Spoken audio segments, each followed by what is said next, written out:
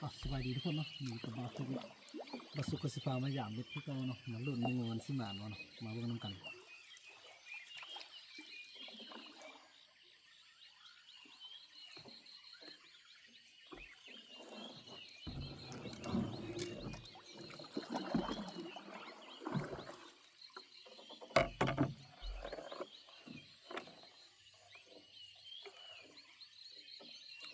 ติดไม่เนาะสุดนี่มันจะติดเนาะ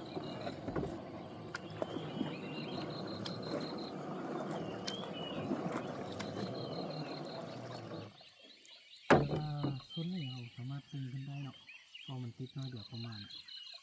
2-3 มาเกาะเราใส่บิดมันเกี่ยวกันแต่ว่าเขาจะติดเลย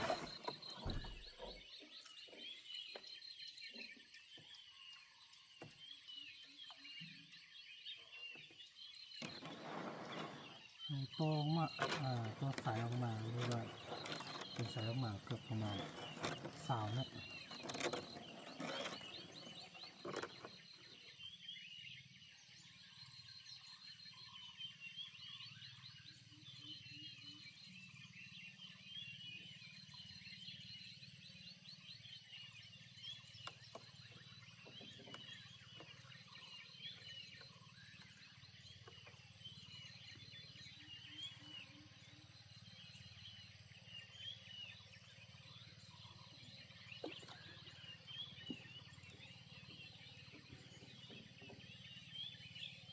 เสื้อมันรุ่นเนาะชุดนั้นซึ่ง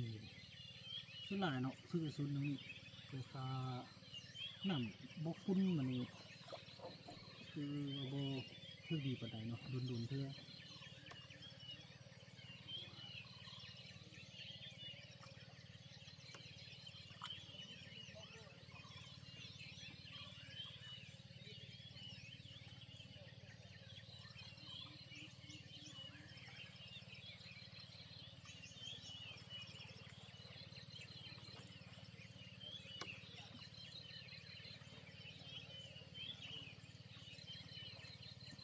กันเนาะบ่มีคุ้นก็บ่มีเทียบว่าเนาะกันมีป่าอยู่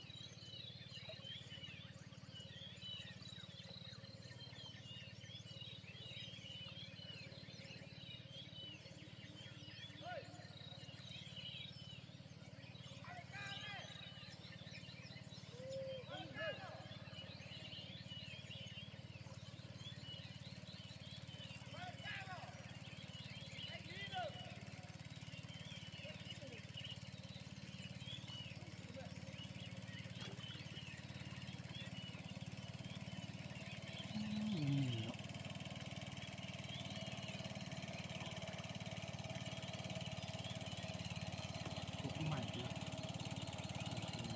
กบใหม่กบป่าแล้ว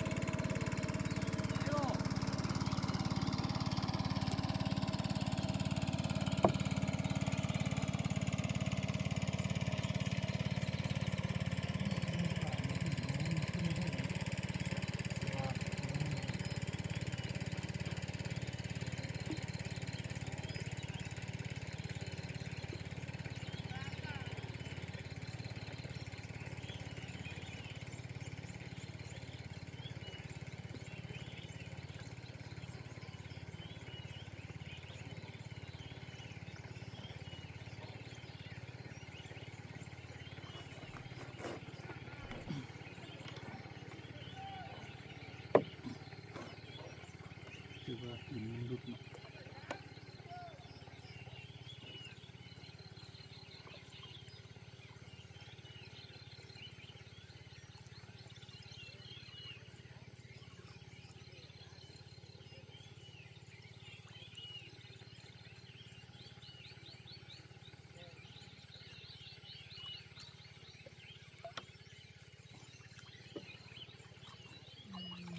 ป่า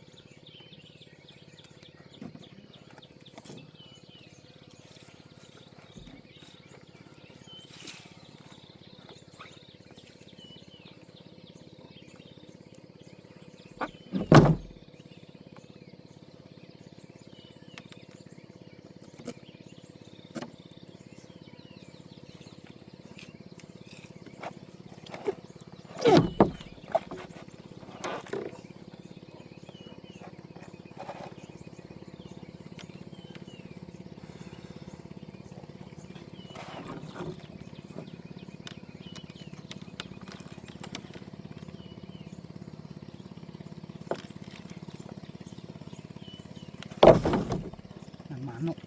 ใส่งามใส่ง่ายเลย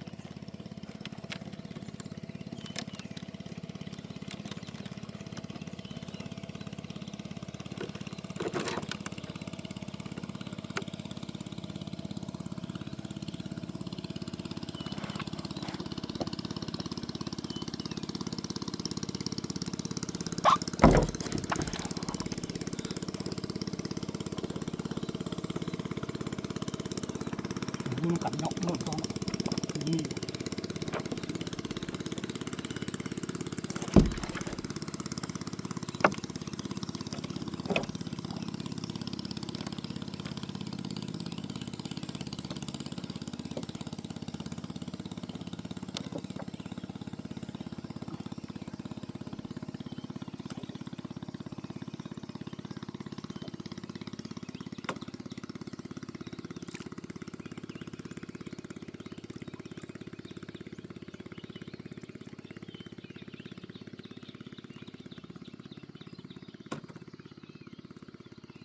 ที่โดนทึกกันนึงหรอกมันมีโอกาสมันมีโอกาสได้มันก็น้อยเนาะมันโดนทึกเสือ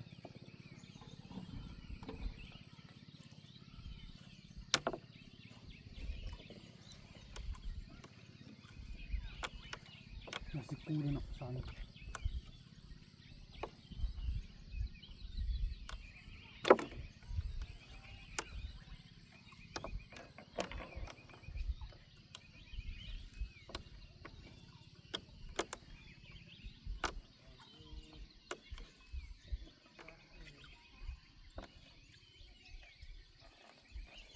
ทึกไปซุนนั่นเนาะ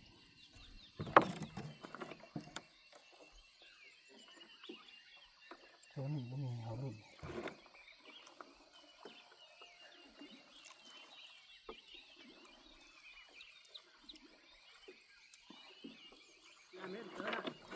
นั่นนี่หรอก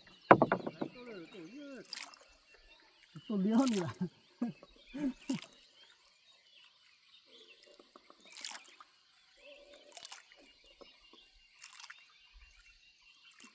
ทึกเด็ดกันนี่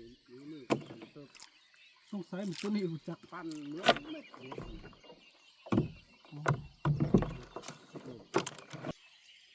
คือพยายามทำให้ไปเนาะเราพวกมันกันมันซีหมามันซีป่าย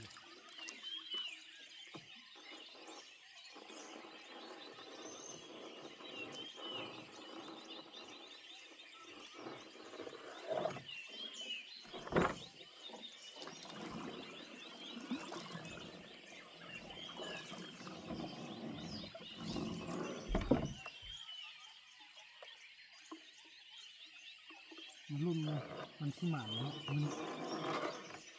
เป็นอย่างเนาะปกติบุติดไหมหนักมันเป็นอย่างเนาะปกติบุติดไหมเนี่ยนั่นเนาะติดกันที่ดึงขึ้นแต่อันนี้ดึงบ่ขึ้นเนาะเข้ามาเบิ่งน้ำกัน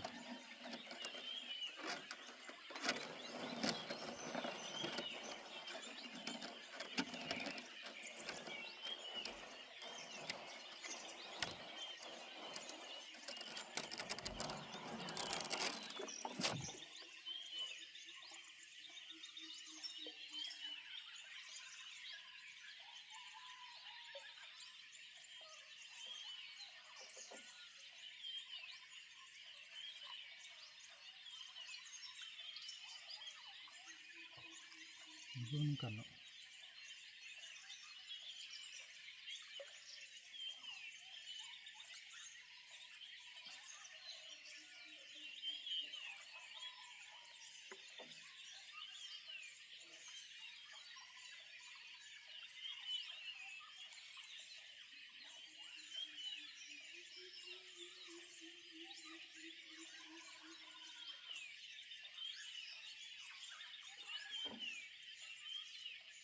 อ๋อบ่มีเนาะ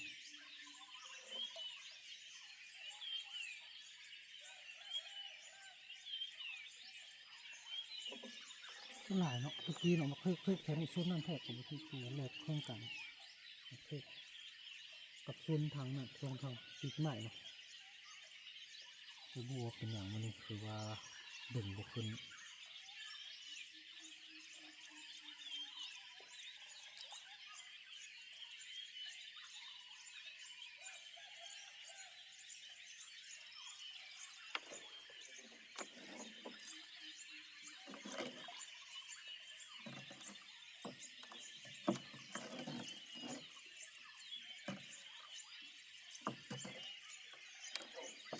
ขึ้นนะเนาะขึ้นที่ส้นนี่เนาะแต่ว่ายังมันเกาะหลายทีหลายจุด